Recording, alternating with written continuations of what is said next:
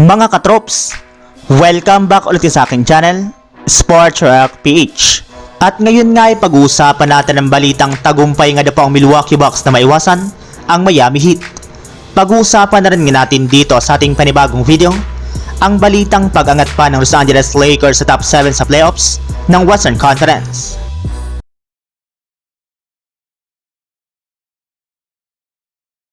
Matapos nga po mga katrops na matalo ang Milwaukee Bucks sa kanilang huling game laban sa Orlando Magic sa score naman 13-88 na sinabayan pa ng pagkakapanalo ng New York Knicks laban sa Chicago Bulls, ay tuloy na nga pong bumagsak ang kanilang kupunan sa ikatlong pwesto, kung saan makakalaban na nga po nila sa first round ng playoffs ang kupunan ng Indiana Pacers.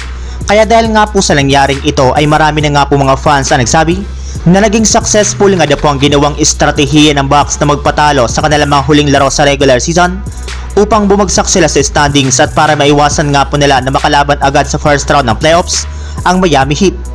Para nga po sa inyong kalaman mga katrops, alam na nga po mismo ng Bucks na kung mananatili nga po sila sa second seed ng East ay kakalabanin nga po nila either ang Philadelphia 76ers o ang Miami Heat na inaasahang maglalaban sa play-in tournament. Pareho rin naman nga po itong dalawa na may kakayahang talunin at i-upset nga po sila sa isang 7-game series. Kaya upang maiwasan nga po ito ay binabalak na nga po nilang magpabagsak na kinagatan naman ng New York Knicks, since ito nga pong kumuha sa second seed ng Eastern Conference at haharap sa mananalo sa Miami Heat at Philadelphia 76ers. Samantala, puun na naman tayo sa ating sunod na pag-uusapan sa balitang pag-angat pa ng Los Angeles Lakers sa top 7 sa playoffs ng Western Conference. Katulad nga po ng naibalita ko sa inyo mga katrops, matapos nga po na manalo ang Lakers sa kanilang last game laban sa Pelicans, ay nakuha na nga po nila ang ika-8 seed sa standings ng Western Conference, kung saan inaasahan nga po nakakalabanin nilang muli sa play-in tournament ang New Orleans Pelicans. At kung sino man nga po ang manalo sa kanilang dalawa ay siyang mabibigyan ng oportunidad na kalabanin sa isang 7-game series sa first round ng playoffs ang ating defending champions na Denver Nuggets. Yes, tama nga po ang inyong narinig mga katrops.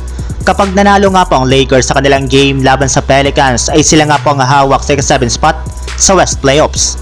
Ang problema lamang nga po mga katrops ay Nuggets nga po agad ang kanilang kakalabanin na hindi pabor sa kanilang team, since hindi para naman nga po sila nananalo sa kanilang mga nakalipas na matchup. Kaya kung kayo nga po mga katrops ang tatanungin, payag ba kayo na kunin ng Lakers ang ika-7 seed o magpapatalo na lamang nga po sila sa Pelicans, kung saan kakailanganin na lamang nga po nilang makipaglaban muli sa mananalong team sa play-in tournament ng GSW at Kings para makuha pa nila ang ika-8 seed na siyang kakalaban sa top 1 sa West na OKC Thunder. So yun lang mga katrops, ang handog kong story ngayong araw.